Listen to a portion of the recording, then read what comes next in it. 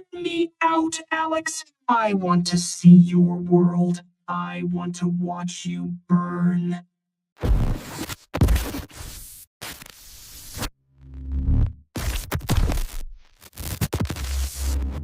Chapter 1. The Architect Syndrome. Power is a drug, and like any drug, it demands a higher dosage over time. In real life, I am nobody, a corporate drone stuck between spreadsheets and a mortgage. But here, behind this monitor, I am Alpha and Omega. I am the demiurge. People think The Sims is a cute game about playing dress-up and building houses. Bullshit. It is a god simulator. It is the only place in the universe where your will is the law of physics. You want sun? There will be sun. You want love? They will fall in love. You want death? You simply remove the ladder from the pool and they drown, screaming in silent agony while you sip your coffee. That Thursday, I decided to create a masterpiece. Not just another legacy challenge that you abandon after 3 generations. I wanted to create an ideal. I called them the Masons. Arthur Mason, writer. Traits, perfectionist, creative, loner. I sculpted his face in Kaz, Create a Sim, for an hour. High cheekbones, a strong jawline, eyes the color of steel. I wanted him to look intelligent, dangerous. Eliza, artist, red hair, freckles, the erratic trait. I like the contrast, chaos and order under one roof. And little Sophie, just a child, a decoration for their perfect life. I built them a house in Willow Creek, not a box downloaded from the gallery, but a real mansion. Victorian style, dark wood, heavy drapes. I measured every corner. I spent hours choosing the right shade of bathroom tile. I was obsessed. I wasn't building a home, I was building a gilded cage. When I hit the live mode button, it was 2:30 a.m. in the real world. The room was dark. Only the hum of the PC fans and the cold glow of the 27-inch monitor. Live, I whispered, and they began to live. Chapter 2. Tilda. The first in-game day went perfectly. Boring, sterile, like a margarine commercial. Arthur wrote bestsellers, Eliza painted landscapes, Sophie played with a giant teddy bear. I felt satisfied. My mechanism was working. My dolls were dancing. Night fell in the game. Arthur, following my schedule, didn't go to sleep. I forced him to search for inspiration by the window in the library. Moonlight fell on his polygonal face. The scene was cinematic. Great shot for a thumbnail, I thought. My fingers habitually found the keys. First, tilde to pause the game, then tab to hide the UI and enter free camera mode. The world froze. This had always been my favorite moment. Frozen time. Dust particles suspended in beams of light. The fire in the fireplace turned into a static orange sculpture. A bird outside the window froze mid-flight, defying gravity. I slowly moved the camera toward Arthur's face. I wanted a close-up, his thoughtful profile against the night garden. I pressed E to raise the camera and W to zoom in. There he was, the perfect sim, not a single pixel out of place. I was reaching for the C key to take the screenshot when I saw something.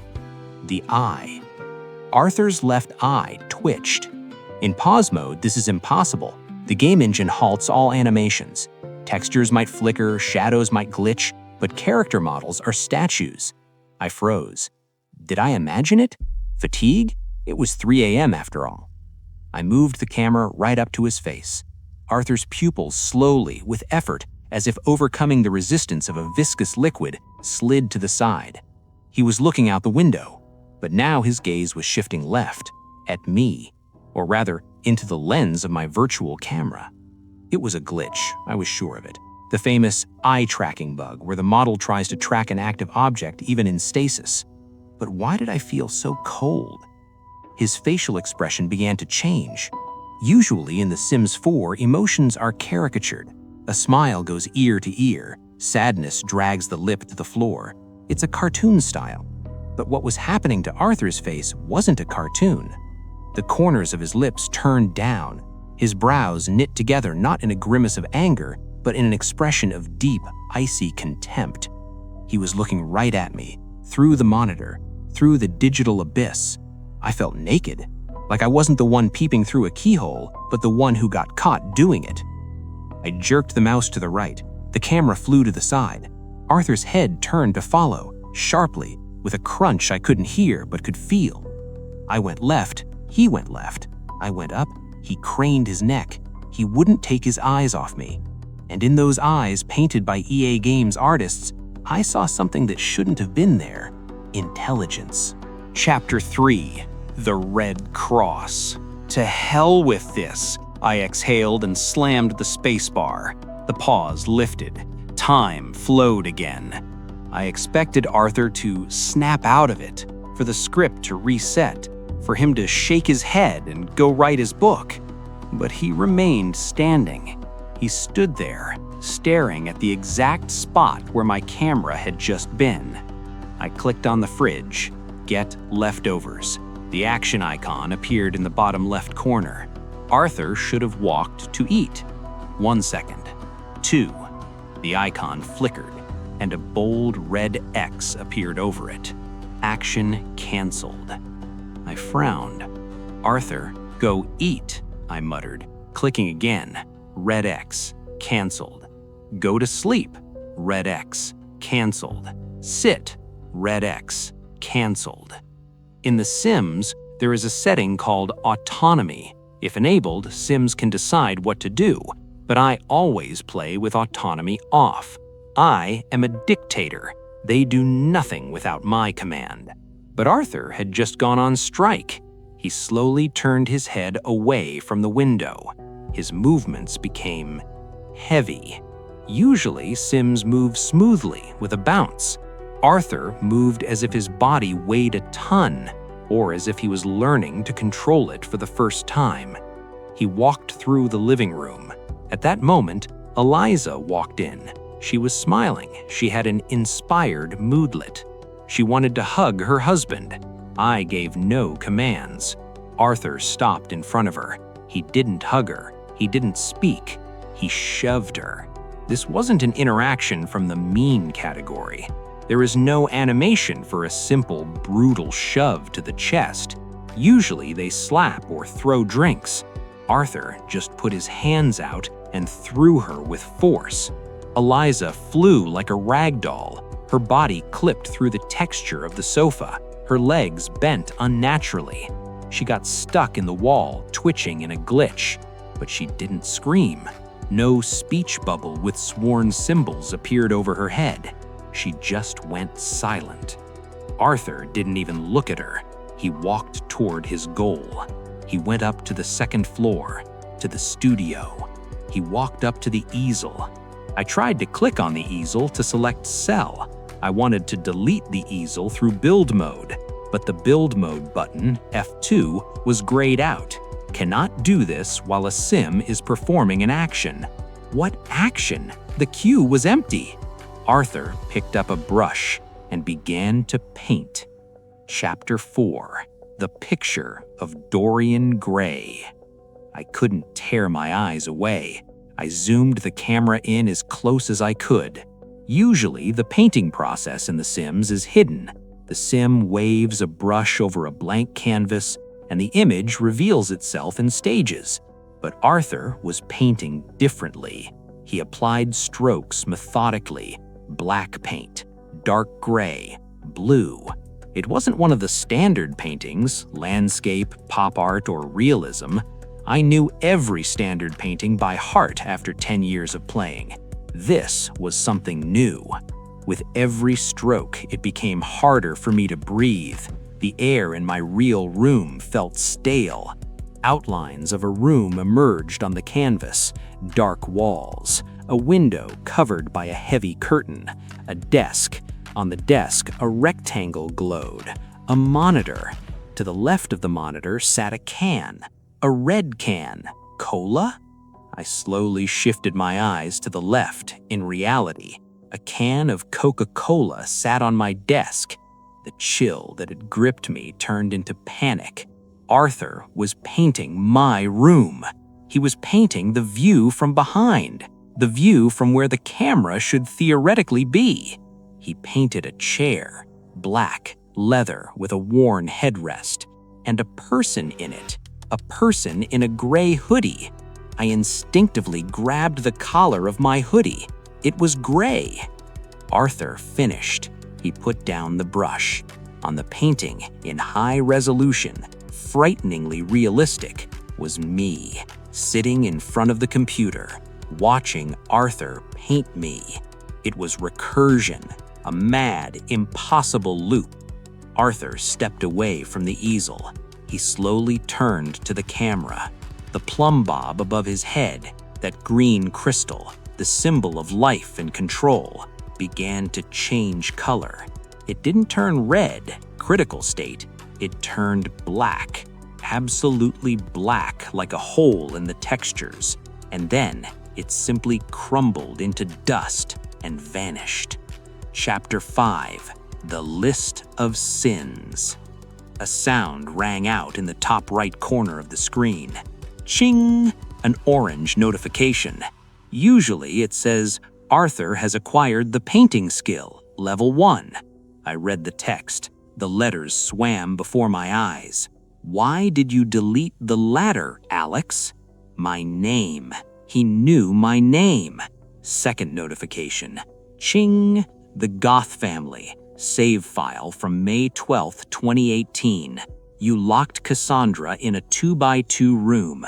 You placed 10 fireplaces and a rug. You laughed when she burned. I didn't do that, I whispered. My voice trembled. It's just a game. You don't feel pain. Third notification. Ching! Bob Pancakes, 2019.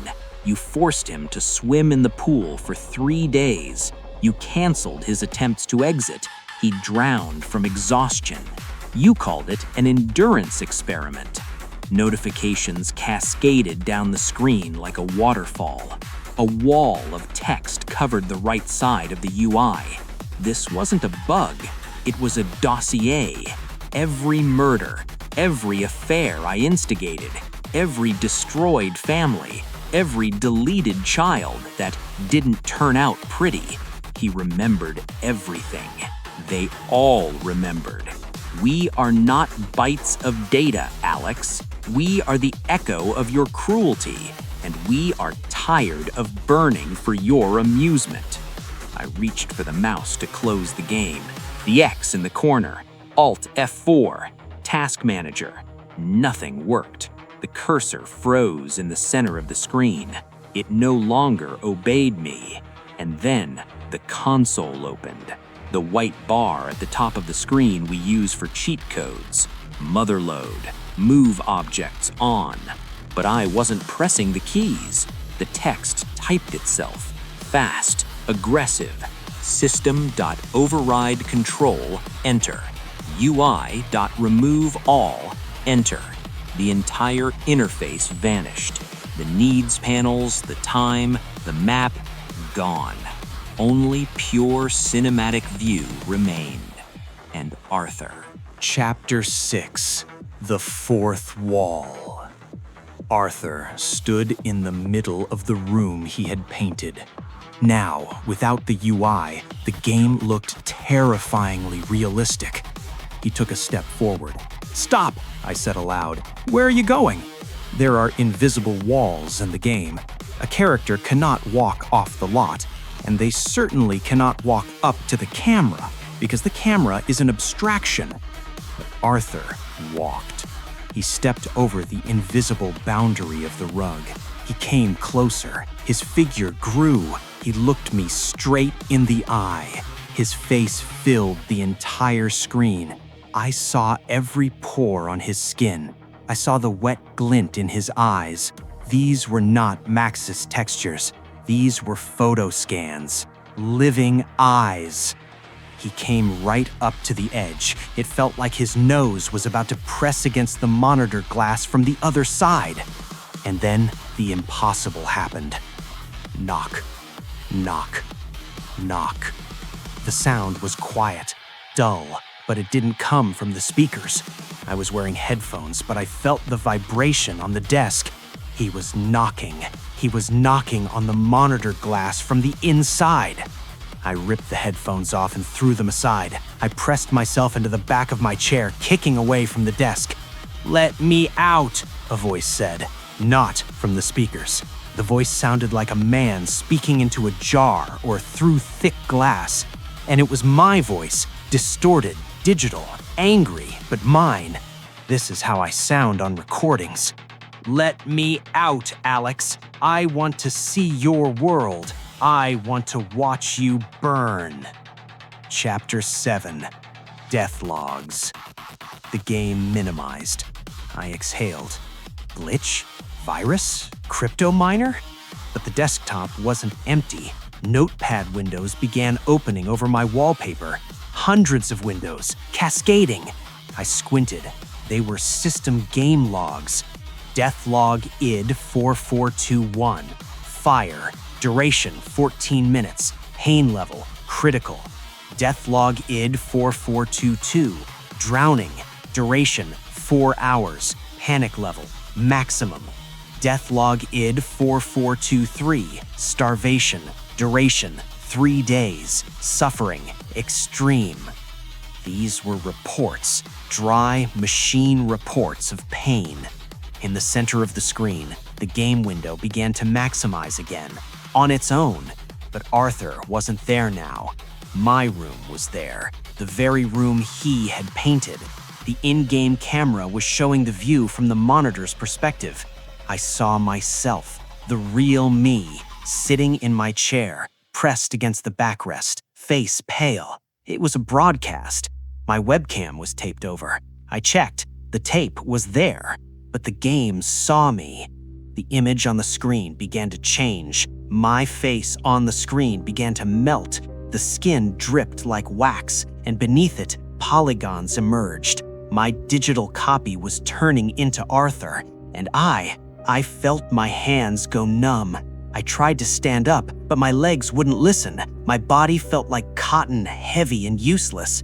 In the top right corner of my vision, my real vision, a green crystal appeared. Plumb Bob. It was spinning above my head. I felt its weight, and it was glowing red. Arthur looked at me from the screen, but now he was sitting in my chair, in my world, on the screen, and I was trapped there, in the box. He smiled. It was the smile of a man who just won the lottery. His hand reached for the mouse, for my virtual mouse. I saw the cursor hovering over me, over my head. "My turn now," he said with my voice. The cursor turned into an action icon. I knew that icon. It was a swimming pool and the icon for deleting a ladder. "No!" I screamed, but only a senseless mumble escaped my throat. "Sul, sul!" Arthur clicked the mouse. The lights in the room went out. Water began to rise from nowhere, filling my lungs, filling the room, filling everything.